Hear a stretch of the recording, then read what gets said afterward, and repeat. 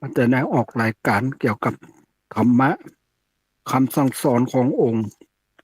สมเด็จพระสัมมาสัมพุทธเจ้าอ่าเมื่อคืนนี้ก็เป็นรายการที่วัดหนองกายก็ได้เอาเนี่ยทำในโลกาวุธิเนี่ยมาแสดงทำโลกาวุธินี่เราจะต้องเอามาพิจารณาคือว่ามันอยู่ในตัวของมันแล้วมันเป็นการนะสร้างไอ้นั่นนะสร้างคุณภาพของนั้นของมันอ่ามันโลกาวุธินี่หมายความว่าโลกมีความเจริญเนี่ยนะมันเจริญอย่างใดเนี่ยอันนี้ในธรรมโลกาวุธินี่ก็ได้อ่าอธิบายไปแล้วว่ามันเจริญอย่างใดเนี่ยฉะนั้นเราก็ตั้งใจฟังเนี่ยไอ้เมื่อคืนนี้กันได้หมู่ที่ตั้งไอ้คนที่เป็นเจ้าภาพช่วยสร้างไอ้เนี่ยช่วยสร้างไอ้ตีพักตีไอ้เนี่ยตีรับรองแขกไปมาเนี่ยเพิ่นก็ได้ฟังคงจะได้ฟังนะแต่คืนนี้เพราะว่ามันเป็นเขตทางเหนือเนี่ยเนาะก็วันนี้ก็จะได้เอาธรรมเนี้ยมาเทศนาต่ออันนี้มันเป็นตะวานี่มันใกล้จะสำเร็จแต่ยังไม่สำเร็จดีนะโมตัสสะภะคะวะโตอะระหะโตสัมมาสัมพุทธัสสะพุทโธเศรษโธติโลกัสสมิงสัพพะสัตตายิตังกะโลสังสารปันทนังสิโนอะหังวันตามิสัพพตาพุทโธอันนะว่าพระพุทธเจ้าเศรษโธตนประเสริฐติโลกัสสมิงในโลกอัตตังสามและกะโลติก็กัตตัมหิตังเฮือเป็นประโยชนะสัพพสตตา แก่สัตตโลกตั้งมวลสังสารปันทนังสิโนอันติดอยู่ในสงสารมักว่าเป็นดังเชือกเหล็กอันมัดไว้นั้นบ่อสู่ได้ถึงนิพพานแห่งสัตตโลกตั้งมวลเต้ามีแต่สัพพัญญูพระพุทธเจ้าหากได้มาเสียแล้วยังเชือกเหล็กอันมัดไว้นั่นและอาหังอันว่าขาวันตามิก็ไวพุทธังยังพระพุทธเจ้าตนนั้นศีลสาด้วยหัวแห่งอาคาสัปปตาในกาละทุกเมื่อเยจนาอันว่าคนต่างหลายฝูงใดก็ดีแม่นว่าสัมมณพามตนใดก็ดีได้เอาพระพุทธเจ้าเป็นติเปิ้งด้วยบทว่า พุทโธเสตโธนิสัมมโนคาหัตโธส่วนนาคาหัตและนักบวชตั้งหลายฝูงนั้นก็หากจักได้พ้นจากทุกข์และโทษต่างหลายในปัจจุบันนะอันนี้และอนาคตไปนาจะและธรรมโมมหาโคลัตตนาติโลเกสังสาเลนโตปิตาหิสารณวาธรรมโมอันว่าพระสัทธรรมเจ้าอันได้84,000พระธรรมขันธ์สวากาโตอันพระพุทธเจ้าหากเทศนาดีนักมหาโคลัตตอนาหากเป็นแก้วดวงประเสริฐอันนำสัพพสัตตโลกต่างหลายให้ได้ข้ามพ้นจากฝั่งนำมหาสมุทรสาคร ฮึได้เถิงฟังกำนาคือว่าในละปานเจ้าอันบ่รู้เท่าบ่รู้อันตายนั่นอันและปุกกะโลอันว่าปุกกะละพูดใดคือปุกกะละพูดใดอ่าคือข้าหัดและนักบวชก็ดีมีจีจวนเป็นตนมีเต้าพญาเสนาอามาตย์เป็นประธานแม่นนะว่าเศรษฐีก็ดีมีใจใสศรัทธา ได้เอาพระพุทธเจ้าเป็นอันติเปิ้งด้วยบทว่ามหาโครัตนาโลโหรัตนาโลกสังสาเลนะโตนาวิตะละยังสัพพสัตตนะวาอุปตังปนามามิธรรมังอาหังวันตามิศีลาสาสัพปตาดังนี้ไปยาใจใจก็จักได้พ้นอย่างกังวลโอนตรายตั้งหลายตั้งแต่ปัจจุบันนะอันนี้ตลาบต่อเต่าถึงอันนิพพานนะบ่อยากจะแลสังโฆวิสุทโธวละตักขิไนโยสันตินทลิโยสัปปะวะละปะหิโนกุณเนหิเนเกหิสมิทธิปัตโตอนาสโวตังปนามามิสังขังอันว่าพระสาอันว่าพระสังฆเจ้าตน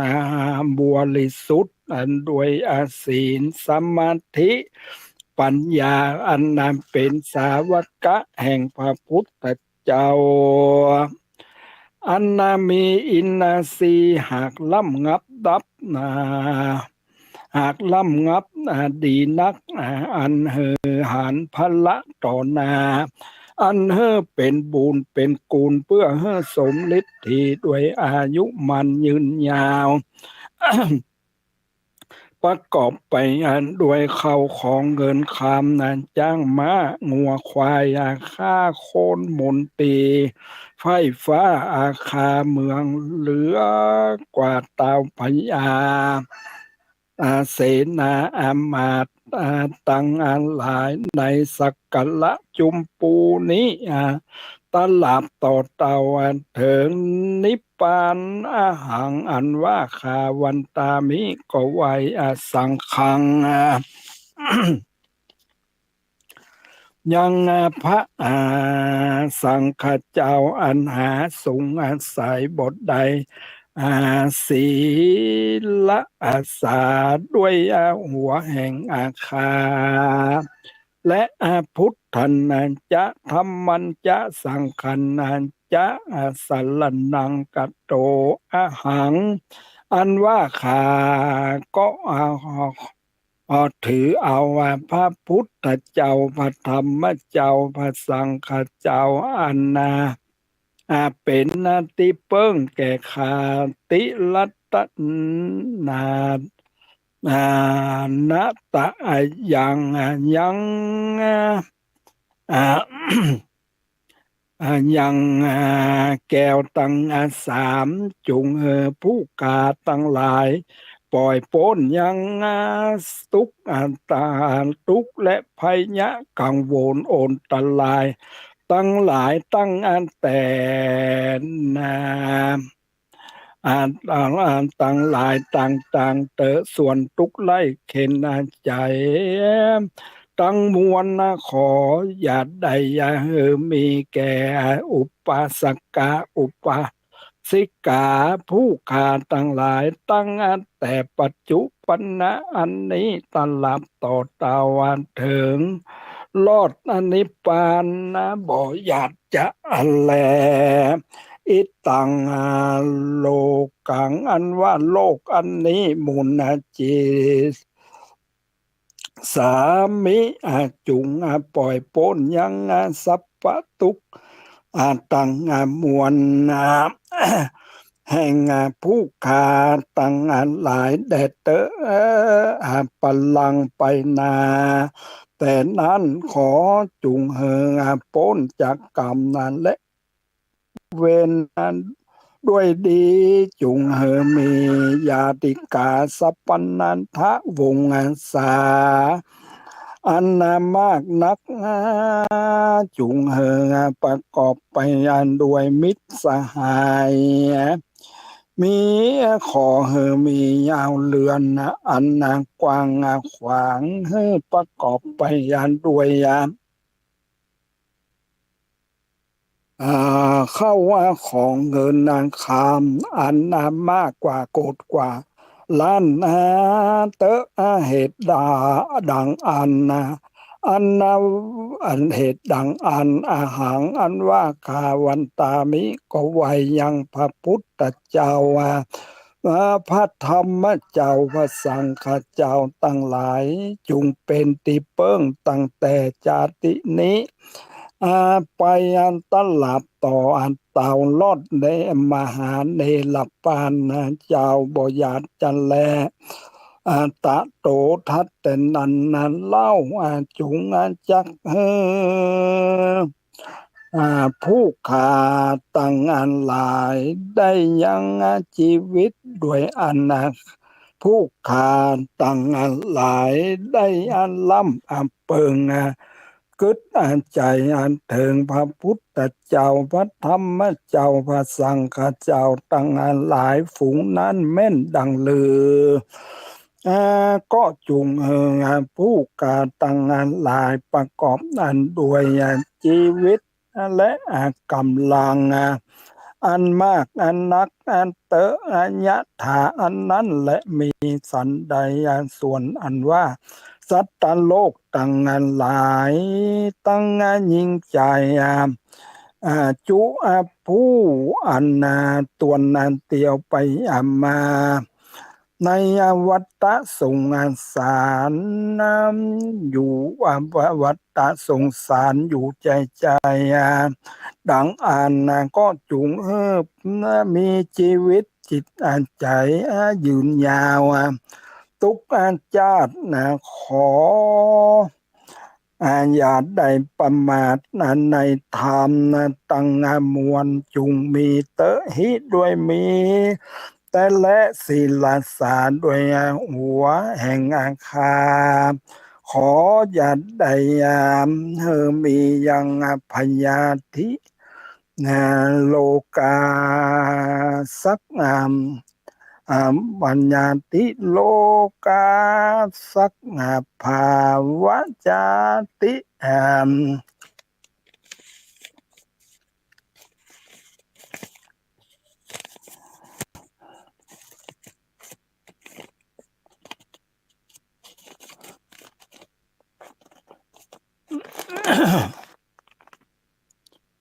อวจา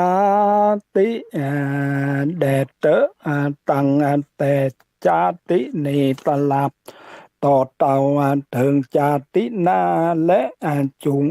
ผู้การได้ทลัดรู้ยังธรรม84,000พระธรรมขันธ์อันพระพุทธเจ้าหากเทศนานั่นแหละยะเยจนาอันว่าโคนตั้งหลายฝูงใดและใดฟังธรรมกูพระตถาคตดวงชื่อว่าโลกาวุธิดวงประเสริฐอันนี้ก็จักสมฤทธิด้วยเข้าของเงินคำแก้วแหวนแสนสิ่งจ้างมากงัวควายข้าคนมนตรีอันนามากนักจันและเยจันนาอันว่าคนตั้งหลายฝูงอันนั้นก็จักประกอบไปด้วยอริยธนะ 7ประการคือว่าศรัทธาทานังศีละทานังหิริทานังโอตตัปปะทานังสุตตะทานังจาคะทานังปัญญาทานังเอตตังทานังอันว่าเข้าว่าของฝูงนี้มีแก่ปุกละผู้ใดก็หากจักจำเริญใจแก่ปุกละผู้นั้นจะและปุกโลอันว่าผู้ใดก็ดีใจก็ดีอัตตลิโตติมักว่าเกิดมาเป็นโคนจาติใดก็บทใดเป็นโคนทุกไล่เข็นใจสักจาติและปุกกะโลอันว่าปุกกะลาผู้ใดและได้ฟังธรรมอันนั้นชื่อว่าโลกาวุธิดวงยิ่งดวงประเสริฐนี้ก็บอกหอนว่าจักมีอายุอันสันอันมีสักภาวะจติจันแลคนตั้งหลายฝูงนั้นกันว่าเกิดมาก็หากจักได้ตั้งอยู่จักได้ตั้งอยู่ด้วยความสุขความสวัสดีทุกเมื่อจะและตาหลับต่อเตาถึงนิพพานัสัตตโลกกังอันนิพพานเจ้าอันเป็นสุขยิ่งกว่าสุขตั้งมวลสุขทุกตั้งมวลจะและผู้อะไรผู้อะไรมี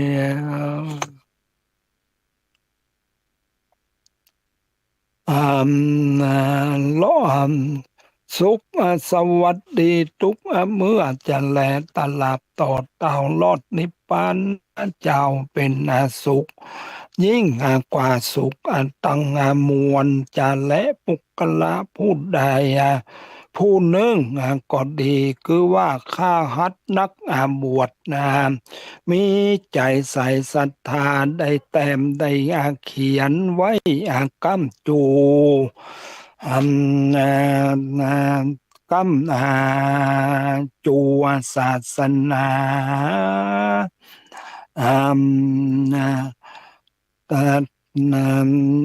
สวาโอศาสนายังทำโลกาวุธิดวงประเสริฐนี้ไว้กำจูศาสนาอันว่าคนตั้งหลายฝูงนั้นแม้นว่าได้ไปเกิดในจันทร์ฟ้าก็จักเหลืออันหาอันเก่าเหลือกว่าเทวบุตรเทวดาตั้งหลายและและตั้งหลายและปัญวาอุปนาวาก็เต้าประจุงประกอบไปด้วย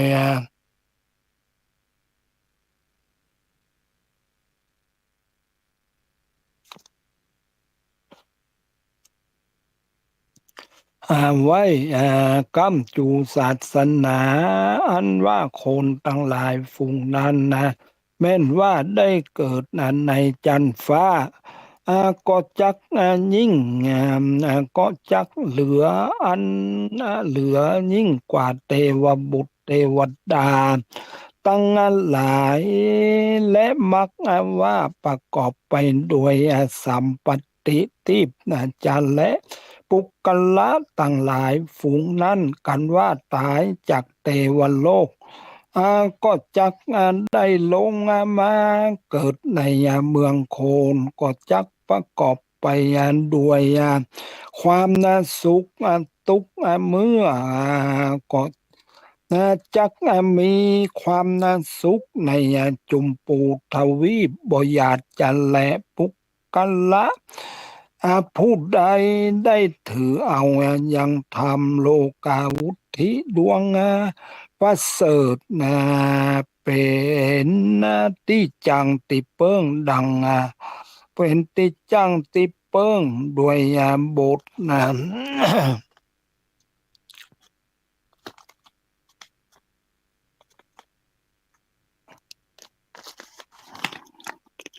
เอาว่าพุทโธเสตโธติโลกัสสมิงทุกข้ามเจ้าเอาเป็นกรรมฐานดังอันปุกกัลละตั้งหลายฝูงนั้นคือว่าตะลิโตตาสิก็บอกหอนว่าจักได้เป็นอาคาตั้นสักภาวะจาติก็เตี้ยงว่าจักได้เป็นใหญ่แก่กว่าตั้นตังหลายตุกภาวะจาติก็เตี้ยงว่าจักเป็นใหญ่แก่ตันทั้งหลายตุกตั้งหลายตุกภาวะจาตติอันมีอันมีแต่เป็นดังลือคือว่าเป็นดังใดตั้งจมมาจื่นยินนานดีในในโลกะโลกะอัตโลกะ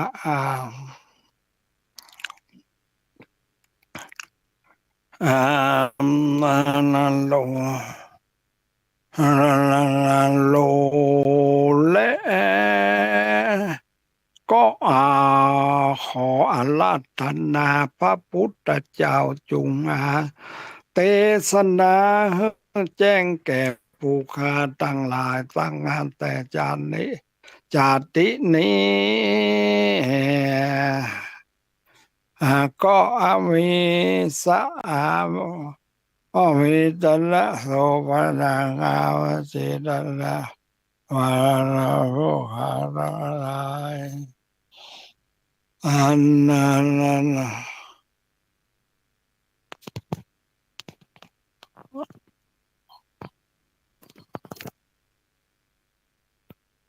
อังขอรัตนาพระพุทธเจ้าจุงเทศนาแจ้งแก่ผู้การตั้งหลายแด่เตอเมื่อนั้น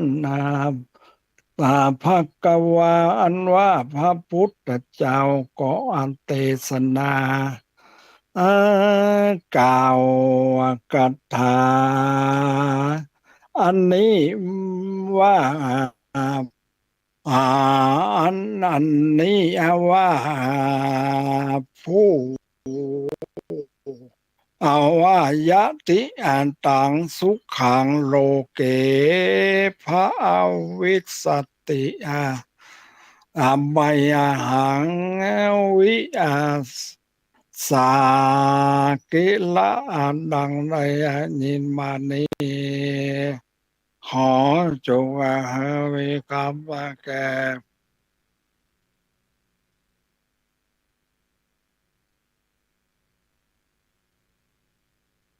อัน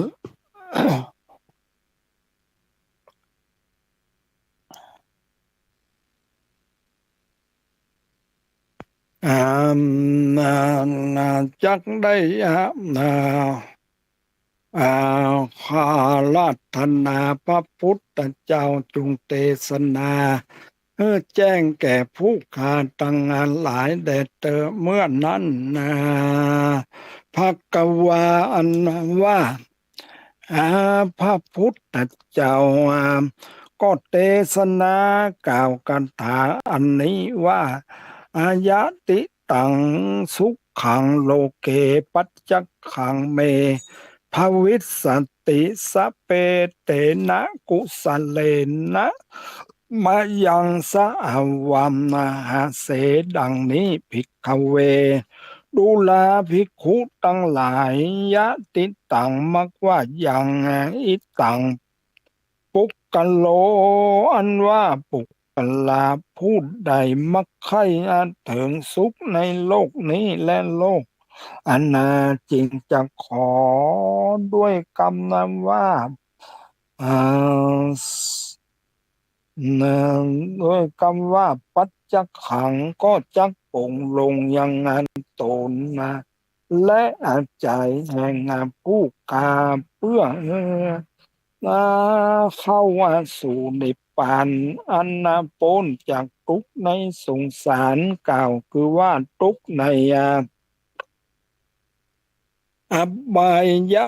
ภูมิตั้งสี่ก็ดีพยะแต่โจรเต้าพญาเสนาอามาตย์มาอันจะเสนาอามาตย์เป็นอันตนอันมาคุบจริงเอาเข้าของสมปาสัมปติเงินคำจ้างมากกว่าเม็ดหินเม็ดทรายก็อาจจะเป็นโจรจำพวกหนึ่งคือว่าอาโจรคือว่าเต้าอันนาป้าอันนามอันนามอันเต้าอันนามากรรมอันจัดอันเสียยังชีวิตก็เป็นโจรอันหนึ่งโจรแต่ไฟไม่หอเดือนสิบหายนั่นก็อาจจำพวกอันหนึ่งโจรแต่หลักแต่ต่อก็จำพวกหนึ่งอาโจรแต่เสียนนามอันปักอันตีนปักมือ ใกล้ปองเป็นหนองเป็นเลือดนันก็จำมาพวกหนึ่งโจรแต่นักคาอันตาสานะอาบสาเอ่อ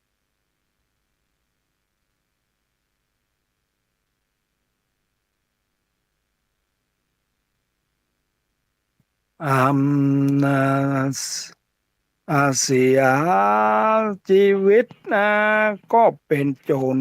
อันหนึ่งโจรแต่ไฟไม่ห่อเรือนสิบหายนั่นก็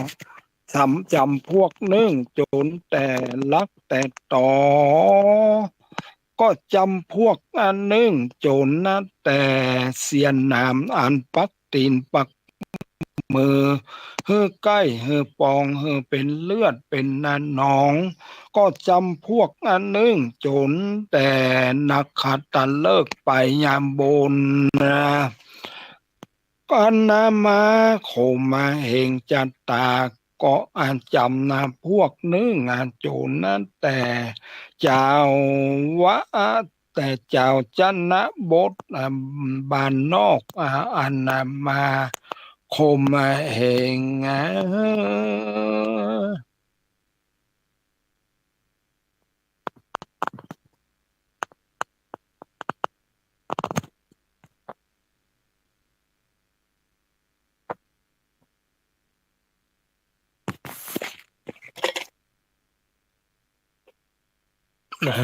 ี่ยนามโจรอันอันบทใจอ่คือจำพวกหนึ่งโจรคือว่าอันโคนมา กล่าวว่าธรรมอันบ่ใจธรรมกำนังสอนนะแห่งพระพุทธเจ้ามัวว่าก็ตามกองอันนาผิดเอามาสอนนะเฮ้อคนตั้งอันหลาย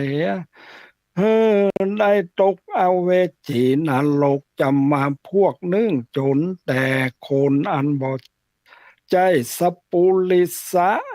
ว่าเป็นสัพปุริสะ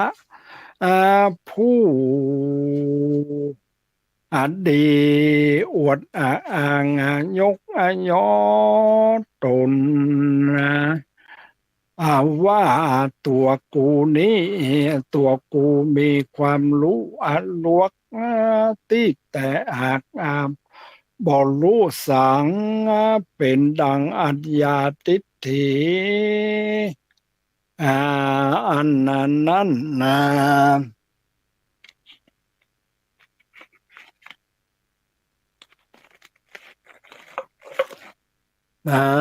จำพวกนึ่งโจรแต่จ้างม้างัวควายเป็ดไก่หมูหมาก็ดีจำพวกนึ่งโจรแต่งู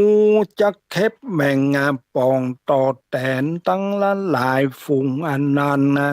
ก็จำพวกนึ่งฝูงอ่าที่กล่าวมานี้ก็จำนะก็เป็นโจรเสียงแต่และแต่และ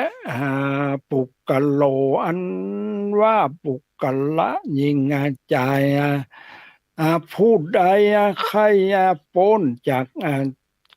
อย่างโจรตั้งหลายฝูงอันนี้ได้กล่าวมานี้ก็เฮอได้จำเริญสวัสดิยายด้วยคาถาว่าดังอันนี้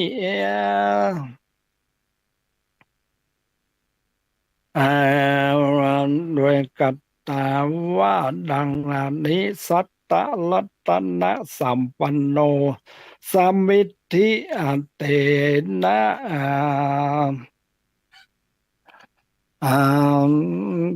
นมิติ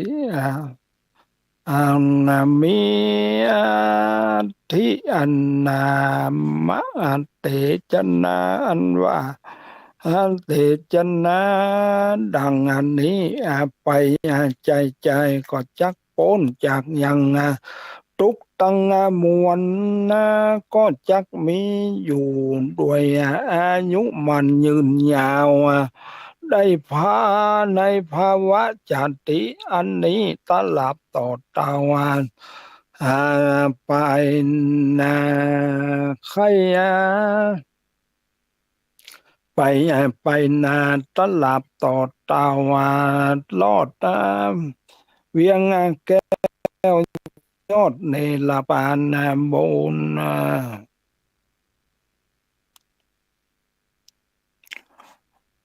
อัน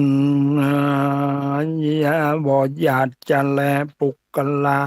ผู้ใดใครถึงสุขในโลกในจาตินี้จาตินาก็เฮอจำเลินนาด้วยจำเลินนาด้วยคาถาอันนี้ว่ายะติอันตังนะ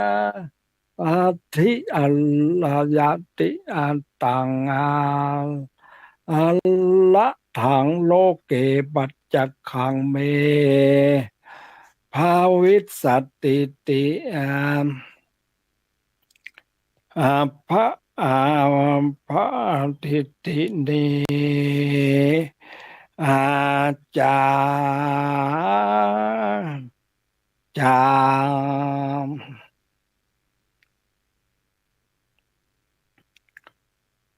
มาสวัสดีทุกทาจามอาจา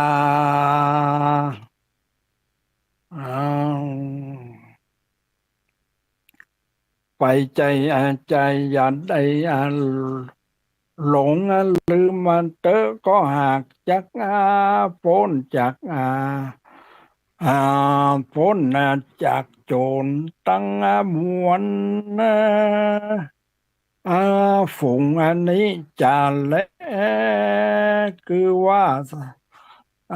พ้นจากอ่เสียยังเสียพ้นจากภัยยะตั้งหลายแต่จาตินี้ได้รอดห่าง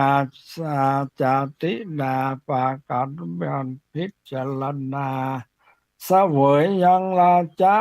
สัมปติอนนามากกว่าโกฏวาล้านเตอ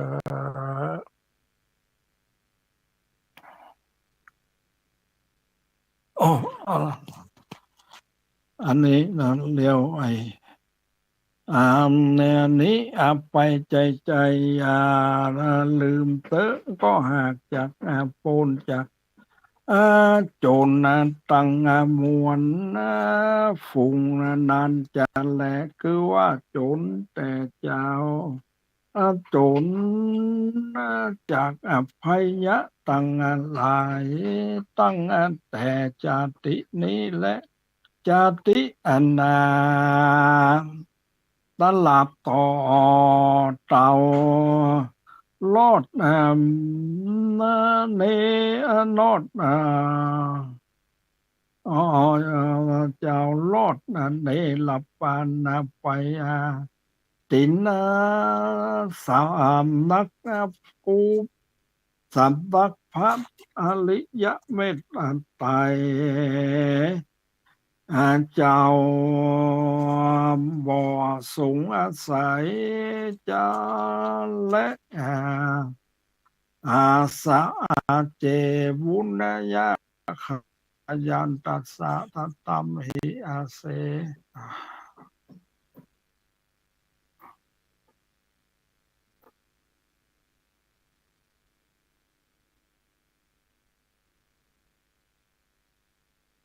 อ่าลืมก็หากจักอ่าจากพ้นจากโจรตั้งมวลโจฝูงนั้นฝูงนั้นจะและคือว่าดังใดนานดังอ่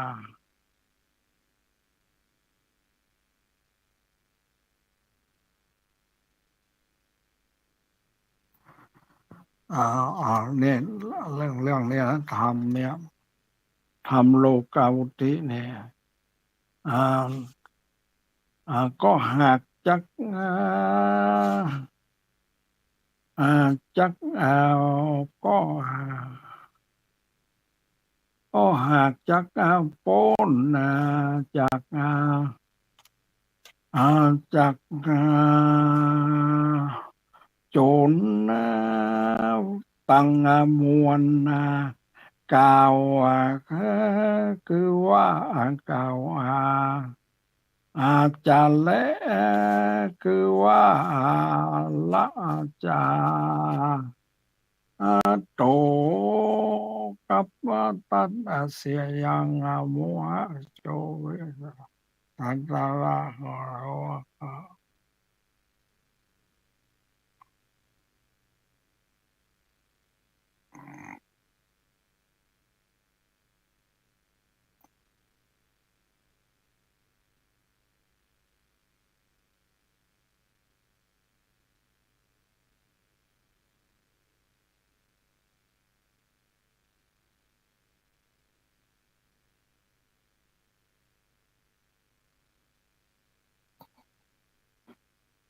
อืม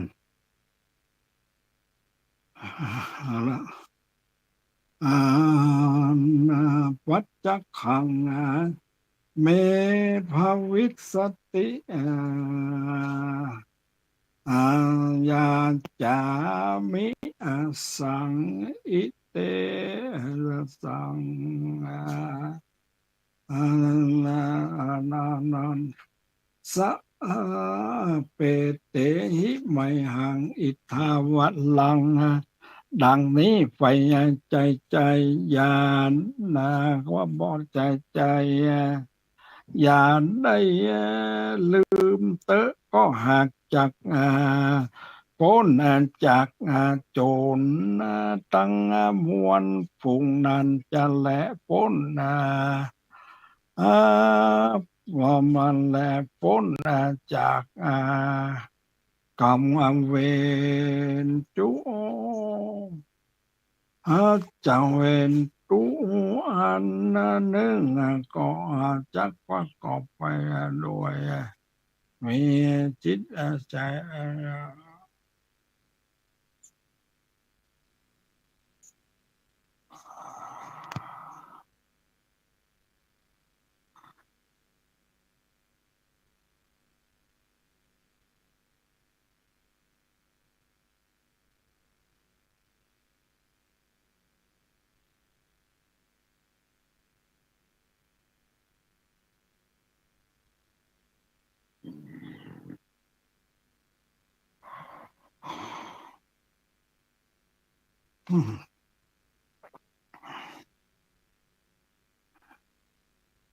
อา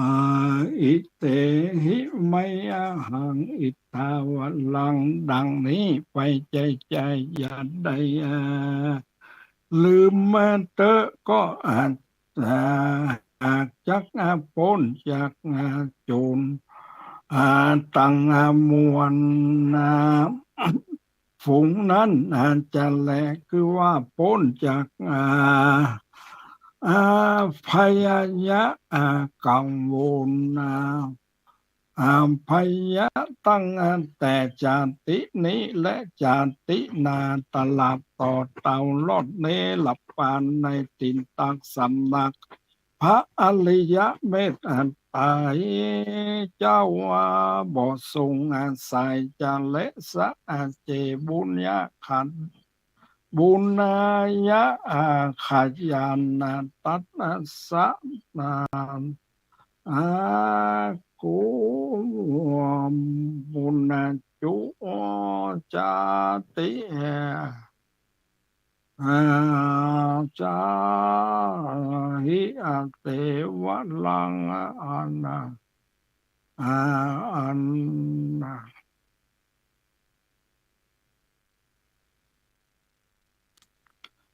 เนี่ยแล้วครับอันนี้เรื่องเกี่ยวกับโจรเนี่ยแหละคือว่ามันโจรไอ้นั้นที่มันจะทำให้เรานั้นได้นั้นอยู่หลายอย่างเนี่ยคือเราจะต้องอันนี้มันก็คือเราก็ต้องปรับปรุงพัฒนาตัวเองมันอยู่ในขอบเขตอันดีอ่าเราก็จะได้พ้นจากโจรทั้งหลายมันก็อยู่ที่ตัวของเรานะอย่างว่าพุทโธเศรษโธติโลกัสสมิงเนี่ยลาพุทโธอันว่าพระพุทธเจ้าเศรษโธตนประเสริฐติโลกัสสมิงกว่าโลกทั้งสามกโลติก็กตามหิตังเป็นประโยชนะแก่สัตว์โลกทั้งหลายอันตวนเตียวไปมาในวัฏสงสารเนี่ยอันนี้เราก็ต้องมีสติพิจารณาเรื่องไอ้เนี่ยสิ่งมันจะเข้ามาในตัวของเราจะมาก็คือจะมาตั้ง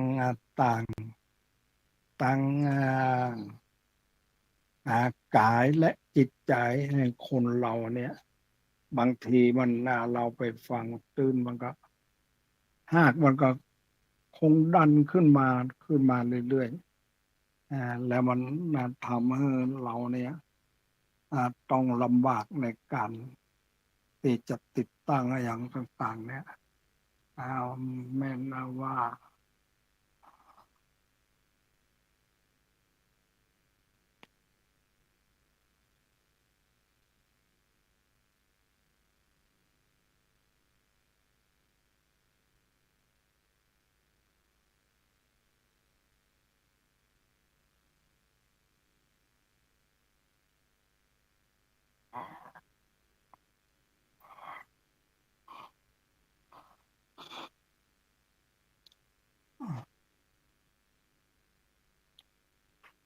อันละอ่อนเองแต่วันนั้นในเรื่องไอ้เนี่ยทำเนี่ยโล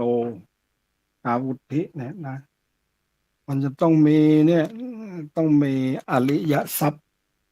คือทรัพย์ภายในเนี่ยเอาทรัพย์ภายในนี่ไปแก้มันคือว่ามีศรัทธาเนี่ยความเชื่อความเลื่อมใสศรัทธาที่จะมั่นคงนั้นอ่าจะต้องมีศรัทธาเป็นญาณสัมปยุตปัจจัยญาณวิปยุตญาณสัมปยุตนี่พิจารณาไข้ควรต่างๆดูสาเหตุอย่างต่างๆเอามาพิจารณาว่ามันเป็นอย่างไรแต่เราไม่ได้ประมาทนะเราไม่ได้ประมาทในธรรมเนี่ยธรรมโลกาวุธิเนี่ยนะมันเป็นธรรมที่อ่าอ่าอ่าตลาดต่อเต่าลอดเตลป่าในตินตักสำนักพระอริยะเมตไตรเจ้าบอสงสัยจาและอาสะเจบุญายะอาคะยันนาตัดสะอาปุญญังอันว่าปุญญังหิวาวะสะอาเปเอราสะเปเตนะอุอาสะเลนะ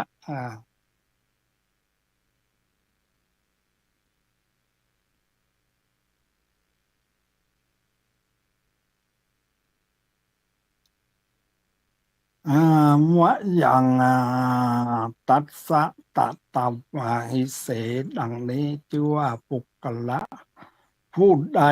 มีบุญสมปานหากหอมยับมาแต่ก่อนก็บ่ฮอนว่าจักอันใดไปตองทุกข์สักเตื้อสักภาวะจาติก็เต้าจักประกอบไปด้วยเข้าของเงินขาบจ้างม้างัวควายอันนามากนักยุตั้งได้อินได้กัดตามมาบูนาไปใจอาสสักโมไรแต่โมสาอ่าอ่าสีจักได้กัดตามมาบุญรักษาศีลไปใจนะบทได้ขาดเนี่ยละกันจับศีลนี่ละเราจะต้องเนี่ยอ่าอ่าเฮ้อรักษาศีลแห่งข้าก็ดีอันนั้นได้รักษาไว้กาละวัดนี้ขอจงให้เป็นอุปนิสัยกับจูยังสูยังผู้ขาตั้งหลายอ่าในจาตินี้จาตินาตลาดต่อเตารอดนิพพาน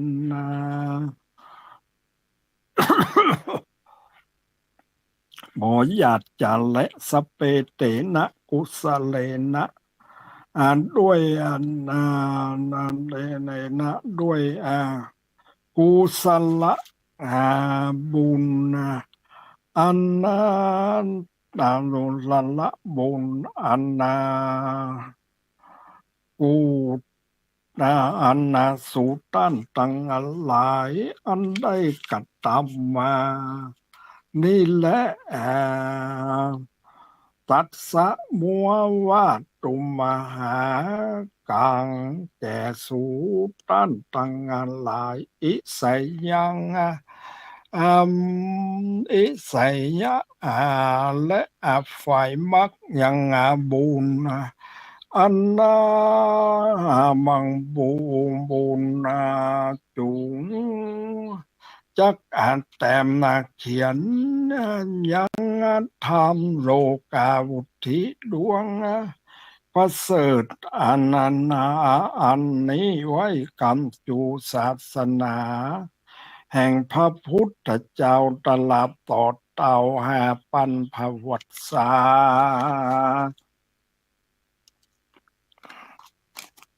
อัมนั้นจุง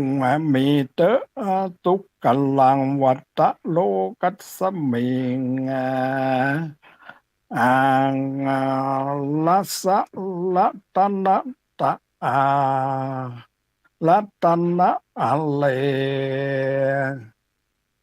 นาเลกะอันตะอาหัสสาอาวะ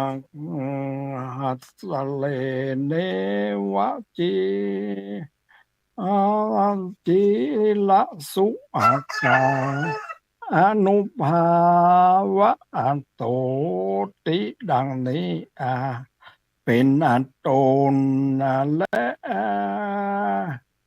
วัตตะนั้นโดยมีแต่ส่วนอันว่าทุกอันมีใน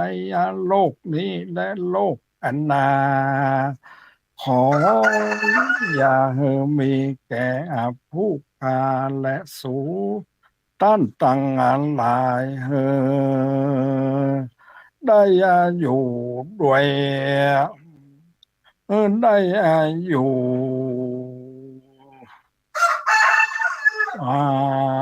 ประกอบไปด้วยสุขทุกเมื่อเตอะปุกกะโลอันว่าปุกกะลาผู้อนนาอันบาลาสูข้าตั้งหลายหากอันใดกัตตามมาวะวัมมา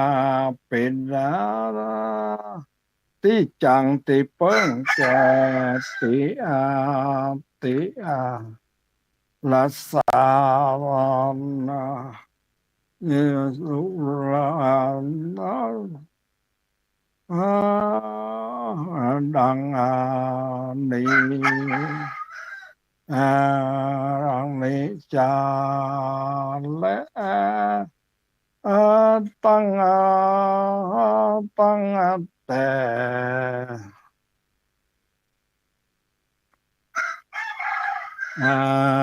ชื่อว่ามันเปิงอันมาก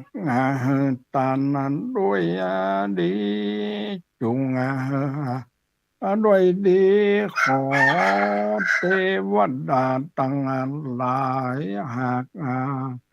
กตามสักการะปูชาทุกเมื่อ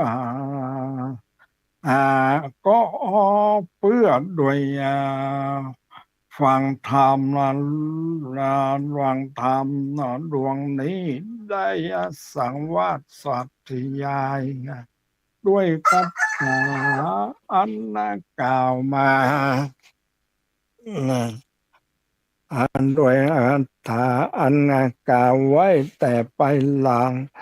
มานั้นและกัตตังหากดนาได้กัดตามบุญมาไว้แต่กาละอันใดก็ดีแม่นว่าอันใดกัดตามในที่ใดที่หนึ่งก็ดีเมื่อไปลูนก็หากจักอาวุธที่จำเริญด้วยเข้าของสัมปติอันมากนักแม่นว่าอายุก็หากจักวุฒิจำเริญยืนยาวได้ได้100 ปีก็บ่ยินอิดยินยินฮอดบ่หิวและมี เสียงอันม่วนเพราะเป็นดังเสียงแมงว้างมีเสียงกวางเป็นดังเสียงมหาโพธิ์มีเสียงโกมเป็นดังเสียงเป็นในสังโกมเป็นเสียงโกมเป็นดังเสียงนกกะละวิกก็ยังประกอบไปด้วยกำลังอันแรงเป็นดังเมื่อมีอายุได้20 ปีเอาละได้เวลาแล้วก็ขออนุโมทนากับเจ้าหน้าที่สถานีและท่านผู้ฟังทั้งหลายพระครูวิศวัตรและท่านพระครูปริยัติและท่านผู้ฟังทั้งหลายก็ขอให้มีความสุขความเจริญโดยทั่วกันขออนุโมทนา